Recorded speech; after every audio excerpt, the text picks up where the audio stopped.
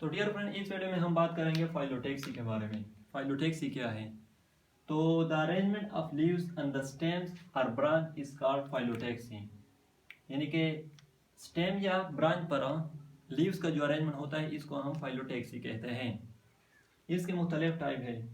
तो first one is alternate.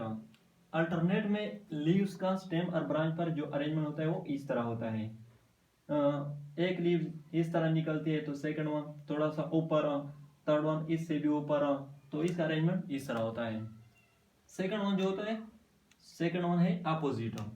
Opposite में किस तरह अरेंज होते हैं, डायग्राम में दिखाया गया है। यहाँ पर जो लीव्स अराइज होते हैं स्टेम या ब्रांच से, वो एक दूसरे को कंप्लीटली एक दूसरे से अपोजिट यानी फेस टू फेस होते हैं, तो इसको अपोजिट अरेंजमेंट कहते हैं।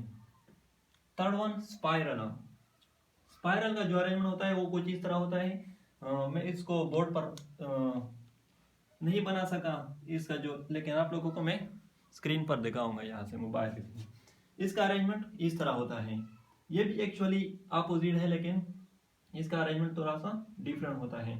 तो इसको यानी ये यहाँ पर ये टू लीव्स है, ये एक दूसरे के अपोजिट है, और इससे जो ऊपर है ये फिर एक दूसरे के अपोजिट है, तो इसका अरेंजमेंट कुछ यो होता है। इस चीज को स्पाइरल अरेंजमेंट कहा जाता है।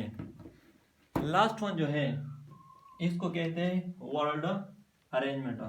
वर्ल्ड अरेंजमेंट में किस तरह लीव स्टेम और ब्रांच पर अरेंज होते हैं, तो इसका अरेंजमेंट इस तरह होता है। एक ही नोड से 3, 4 और 5 मेनी लीव्स अराइज होते हैं, तो इसको वर्ल्ड अरेंजमेंट कहते हैं।